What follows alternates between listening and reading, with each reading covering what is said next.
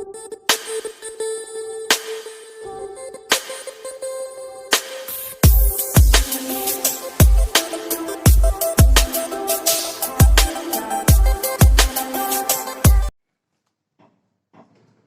दोस्तों, Atul Pandey classes for general science में आप सभी का स्वागत है। जैसा कि आप सभी को पता है कि हमारे चैनल के माध्यम से विभिन्न प्रतियोगी परीक्षाओं या board examination CBSE, ICSE, UP board को दृष्टिगत विभिन्न क्लास चैप्टर वाइज छोटी छोटी क्लास आपको प्रोवाइड कराई जा रही है। आप सभी हमसे जुड़े, निश्चित ही आपको लाभ होगा। इससे आप अपनी तैयारी को नया आयाम दीजिए। हम लोग अपने जनरल साइंस की क्लास में सेक्सुअल रिप्रोडक्शन इन एनिमल्स के बारे में पढ़ रहे थे, उसी क्लास को आगे बढ़ाते हैं। छोटी छोटी क्लासें आपको प्रोवाइड की गई हैं, आप वहां से अपनी जानकारी को अपडेट कर लीजिए। ठीक, फिर आज हम लोग mail reproductive system in humans की बात करते हैं कि ह्यूमन में मेल रिप्रोडक्टिव सिस्टम का क्या काम है। ठीक है, आइए देखते हैं। देखिए, ह्यूमन में मेल रिप्रोडक्टिव सिस्टम की यदि बात करते हैं तो सबसे पहला क्या है, टेस्टिस। क्या बोला गया है, टेस्टिस, जो मेल रिप्रोडक्टिव सिस्टम होता है। टेस्टिस को बोला गया है एक तरीके से primary reproductive organ, primary reproductive organ. क्या बोला गया, प्राइमरी रिप्रोडक्टिव ऑर्गन्स बोला गया टेस्टिस। ठीक, यदि बात करते हैं टेस्टिस, तो टेस्टिस की संख्या क्या होती है, दो की संख्या होती है। किस संख्या में होता है, ओवल शेप्ड होता है। टेस्टिस की संख्या क्या होती है, दो होती है, और जो किस शेप में होती है, ओवल शेप्ड में होती है। ठीक, टेस्टिस की संख्या।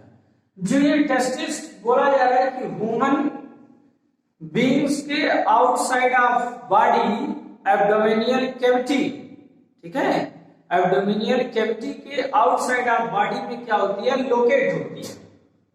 इस टेस्टिस की बात करें तो टेस्टिस से दो चीजों का सेक्रेशन होता है। एक पाला तो स्पर्म, एक पाला सेक्रेशन किसका होगा, स्पर्म का होगा। जो स्पर्म क्या कहलाता है, मेल गैमेट कहलाता है। जो स्पर्म क्या कहलाता है, मेल गैमेट कहलाता है।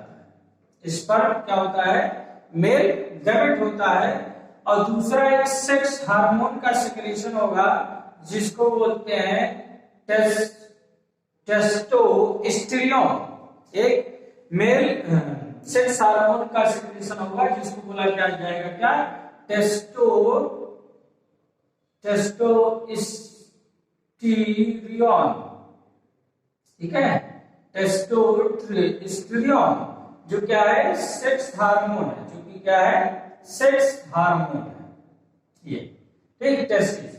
चलिए आगे बात करते हैं। इसमें टेस्टिस के बारे में कहा गया कि दो ओवल शेप्ड में होते हैं। इसी से इसका जो अगला पार्ट होता है, स्क्रक्टम,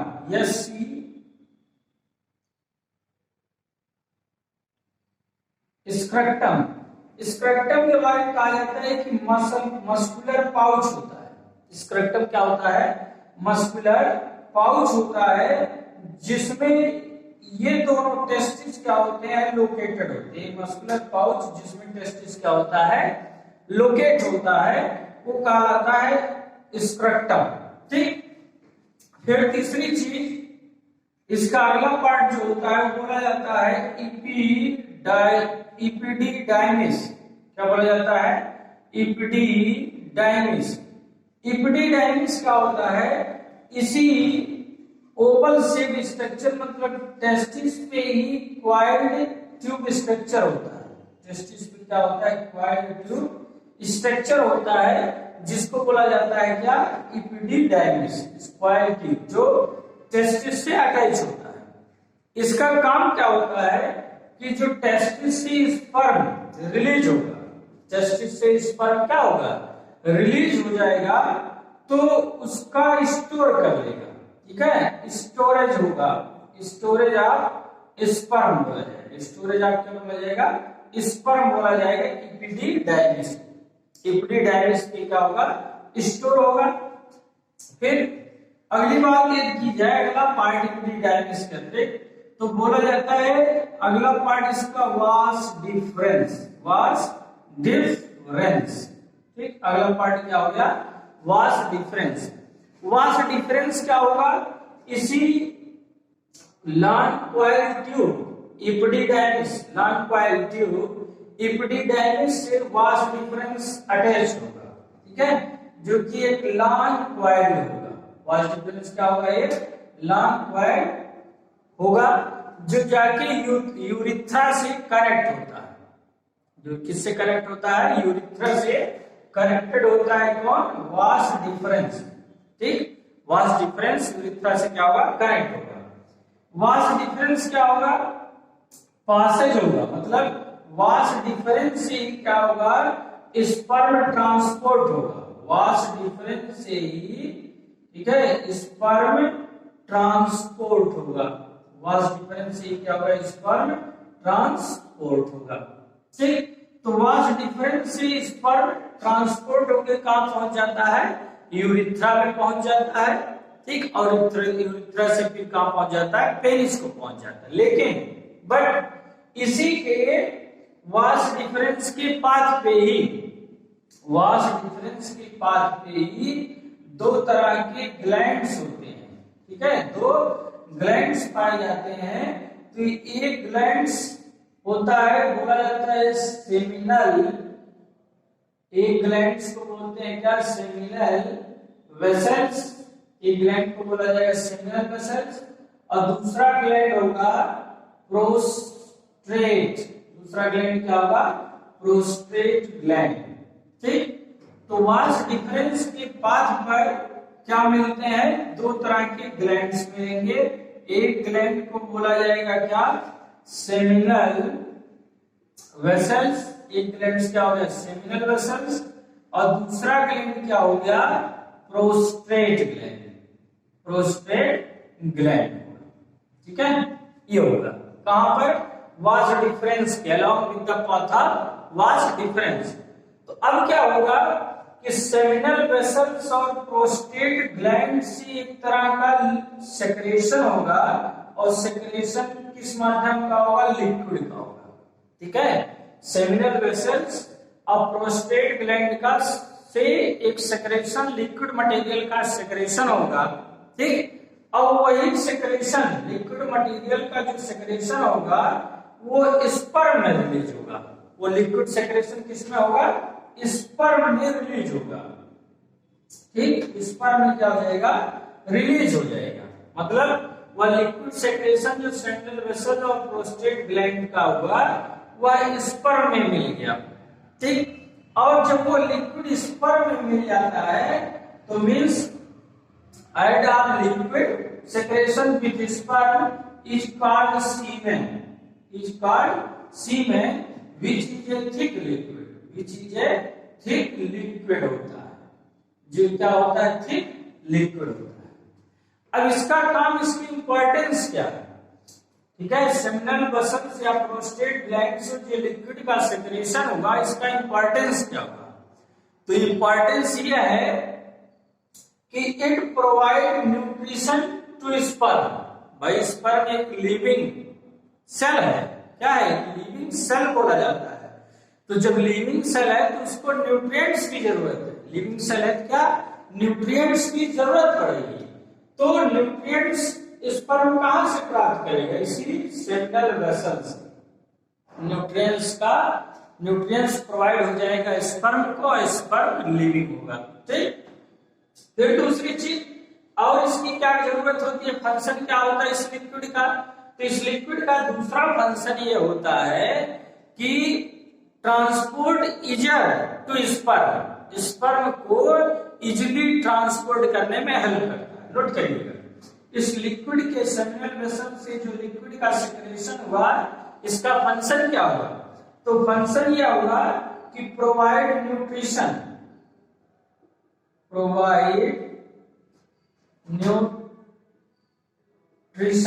provide nutrition to sperm, provide nutrition to sperm, और दूसरा क्या होगा to make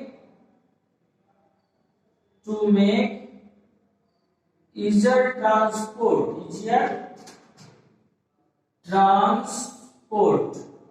to make easier transport। ठीक है, ये काम करेगा कौन, लिक्विड, जिसके कारण से ये स्पर्म क्या होगा, इजीली मास डिफरेंस से क्या होगा, ट्रांसपोर्ट होगा। क्लियर है बात समझ में? तो यहां से अब आपका स्पर्म रिलीज होकर कहां पहुंच गया भाई, मास डिफरेंस, और मास डिफरेंस से कहां पहुंच जाएगा, यूरिथ्रा। मास डिफरेंस से कहां पहुंच जाएगा, यूरिथ्रा। यहीं पे यूरिनरी ब्लैडर होगा, ठीक, यूरिनरी ब्लैडर यूरिथ्रा को पहुंच जाएगा, और यूरिथ्रा से ये कहां पहुंचेगा, पेनिस को। यूरिथ्रा से कहां पहुंच जाएगा, पेनिस को पहुंच जाएगा। ठीक है, यूरिथ्रा से किसको पहुंच जाएगा, पेनिस को पहुंच जाएगा। और पेनिस क्या होगा, एक कॉमन पासेज होगा। ठीक, मींस पेनिस को बोला है common passage for the secretion of sperm, sperm and urine, secretion of sperm and urine.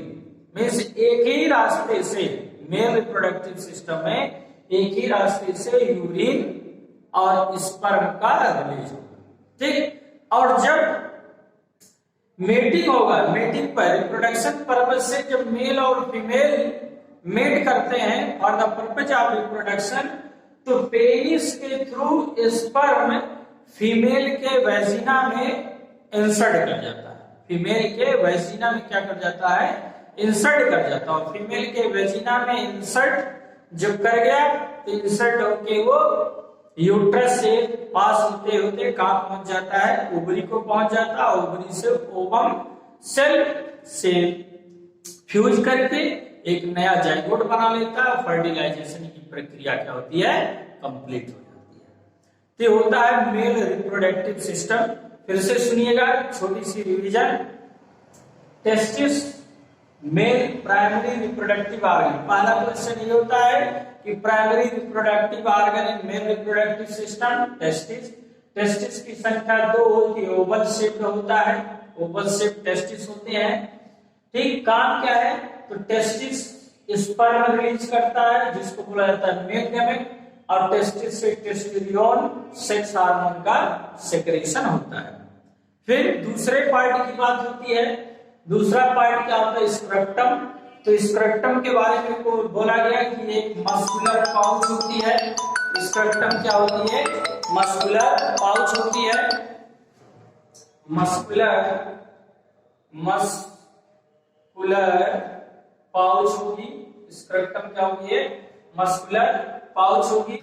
हाँ, तो बात कर रहे थे हम लोग कि स्क्रप्टम क्या है, मस्कुलर पाउच होता है जो ओवल शेप मींस टेस्टिस को एक तरीके से प्रोटेक्ट करने का काम करता है, जिसमें टेस्टिस लोकेट होता है। अब बात आती है कि टेस्टिस आउटसाइड ऑफ बॉडी क्यों लोकेट होती है। देखिए, बहुत इंपॉर्टेंट चीज क्वेश्चन पूछा जाता है कि टेस्टिस का लोकेशन आउटसाइड ऑफ एब्डोमिनियल कैविटी क्यों होता है। टेस्टिस का लोकेशन आउटसाइड ऑफ एब्डोमिनियल कैविटी क्यों होता है, तो कहा गया है कि टेस्टिस को स्पर्म रिलीज करने के लिए नॉर्मल बॉडी टेम्परेचर से लोअर टेम्परेचर की जरूरत होती है। टेस्टिस को स्पर्म रिलीज करने के लिए नॉर्मल बॉडी से 3 डिग्री सेंटीग्रेड लोअर टेम्परेचर की जरूरत होती है। इस कारण टेस्टिस जो होता है वो ह्यूमन बॉडी के आउटसाइड लोकेट होती है। इस चीज को जानिएगा कि टेस्टिस क्यों ह्यूमन बॉडी के आउटसाइड एब्डोमिनल कैविटी के आउटसाइड लोकेट है। तो बोला गया कि नॉर्मल बॉडी टेम्परेचर से लोअर 3 डिग्री सेंटीग्रेड कम टेम्परेचर की जरूरत होती है, किसको, टेस्टिस को। क्लियर, आई बात में। तो हो गया स्क्रप्टम, मस्कुलर पाउच। फिर आ गया एपिडिडाइमिस। तो एपिडिडाइमिस को आ गया कि कॉइल ट्यूब इसी टेस्टिस से क्या होता है, अटैच होता है। इस तरीके से कॉइल ट्यूब टेस्टिस से अटैच होता है। हाँ, तो बात हो रही थी एपिडिडिमिस जो टेम्परेरी स्टोरेज ऑफ स्पर्म होता है। टेम्परेरी स्टोरेज ऑफ स्पर्म होता है क्या, एपिडिडिमिस। ठीक, स्पर्म जो रिलीज होगा एपिडिडिमिस में आ जाएगा।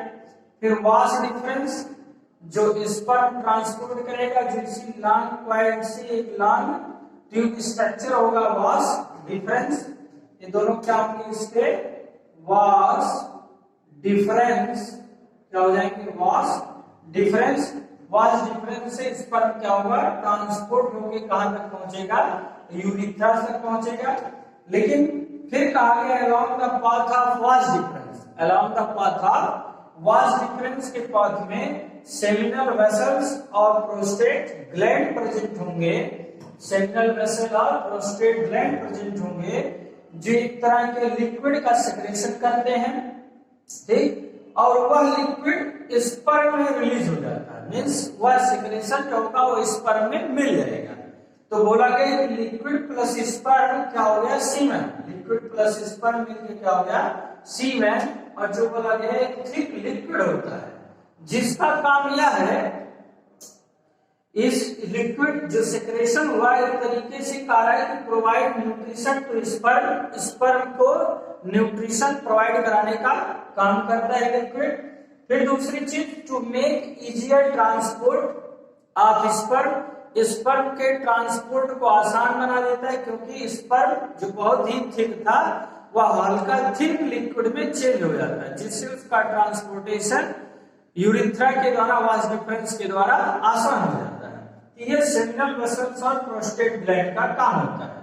तो इस तरीके स्पर्म वास डिफरेंस से पहुंच जाता है यूरिथ्रा से, और यूरिथ्रा के द्वारा फिर पहुंच जाता है पेनिस, ठीक।